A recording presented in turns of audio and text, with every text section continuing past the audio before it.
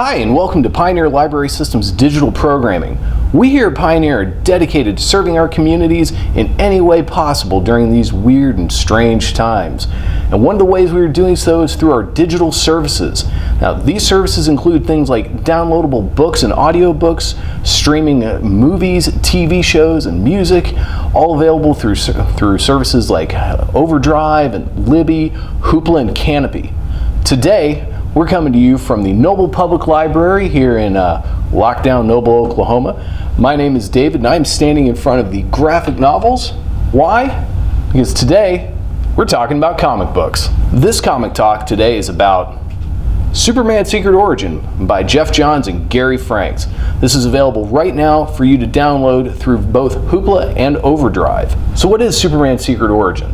Well, it is, as the title suggests, a modern origin story of the Man of Steel. Now, I know what most of you are thinking. Don't we already all know the story of Superman? And yes, we probably all do. Doomed planet. Parascientist parents shoot their baby child off into the stars in hopes to save him. He happens to land on the planet Earth, gets picked up by a couple of kindly folks from Kansas who raise him, and he grows up to become the greatest hero this planet's ever known. Everyone knows that story. Sure, but did you know that within the modern age of comics there have been four different retellings of Superman's origin story within continuity? Now, what exactly does that mean by in continuity? For that, we're gonna have to give you a little context. So now, before I tell you a little bit about these different origin stories, I should probably explain what the modern age of comics is. Comics history is broken down at this point into four distinct ages. You have the Golden Age of Comics, which started in 1938 with the debut of Superman in Action Comics #1. It went on till roughly about 1956. Then we have the Silver Age of Comics, which ran from 1956 to about 1970. This was the era that you had the dawn of things like the Justice League, the Fantastic Four, Spider-Man, the Incredible Hulk. All sorts of great stuff happened in comics. Then from 1970 to 1985, we had what's known as the Bronze Age of Comics. During this time, the industry changed. Comics got bolder, they took on headier topics, more complicated things. There are a couple of very important stories in both Spider-Man and in Green Lantern, Green Arrow that were groundbreaking to the industry.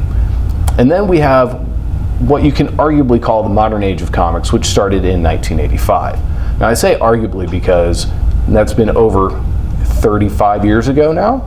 35? Yes, math. I'm real good at it. And as you can tell by those other areas, there were definitely shorter periods of time. So at some point, I suspect that the modern age of comics will not be considered from 1985 till whenever the present is. But for this discussion, that is what we're talking about. So in 1985, DC Comics, celebrating their 50-year anniversary, decided to take their complicated universe and make it not so complicated, and had a big event called Crisis on Infinite Earths. This event not only changed DC Comics forever, but really signaled the end of that Bronze Age of comics. And in this event, they started everything over. And starting in 1986, all stories, all heroes had new origins, new beginnings, and everything. And that brings in our first origin story of Superman in the modern era, The Man of Steel, written and drawn by John Byrne. This held as continuity and the main origin for Superman for nearly 20 years. After the dawning of the new millennia, DC decided they wanted to revamp Superman and give him a 21st century origin. And that brought in Mark Waid writing and I'm going to mispronounce this poor gentleman's name, Lien Francis Yu on illustrations, and they created Superman Birthright. This series ran from 2003 to 2004 and was, again, a modern retelling, and it took some of the things that the Man of Steel had undone with Superman's origin and brought a few of those classic elements back in, notably the fact that Superman, or Clark Kent at least, and Lex Luthor knew each other growing up. Now in late 2005, DC released a series called Infinite Crisis. It was a sequel to Crisis on Infinite Earths and was another chance to kind of fix the muddled universe that they had created. And in doing so, several heroes got revamped in new origins, one of which was the Man of Steel. Now, Superman's New Origin came out in 2009. It was written by Geoff Johns and drawn by Gary Frank, and that is the book we're discussing today, Superman Secret Origin. Now, before we dig into this, there is one other origin in the modern telling, and that came after 2011 with DC's New 52. We can talk about that some other time. So what makes Superman's Secret Origin so special? It does follow the traditional origin story of Superman. Doomed planet, kid shot into space, lands in Kansas, raised by a couple of great Midwestern folks, eventually becomes a hero. What this reestablishes is, one, Superman had a career as Superboy. Two, again, he knew Lex Luthor growing up. But really, it establishes Superman as an inspirational and aspirational character. Now, I'm not going to go into details in the story other than one particular scene toward the end after Superman had announced himself to the world and shown up in Metropolis.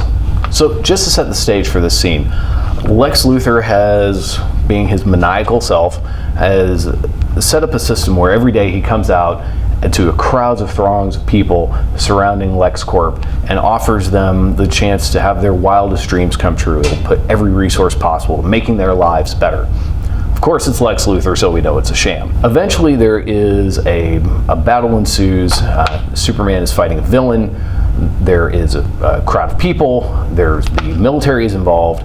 And after the battle finally settles down, it looks like the military is going to try to take Superman into custody, and the people get upset. So what happens is Supes flies in and says the following: "Stop. Everyone, please, stop this before anyone gets seriously hurt." And then the people ask Superman, "But you helped us, Superman. Who sent you here?" And he replies, "Nobody sent me here. I came here."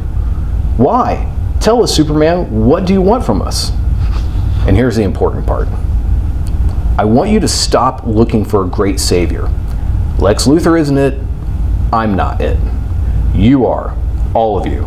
I do what I do because I was given a gift. But all of you were given gifts too. Use them to make each other's lives better. Show the world that Metropolis has a heart." And that right there, that scene, that's what makes this book so special. That's what makes Superman special.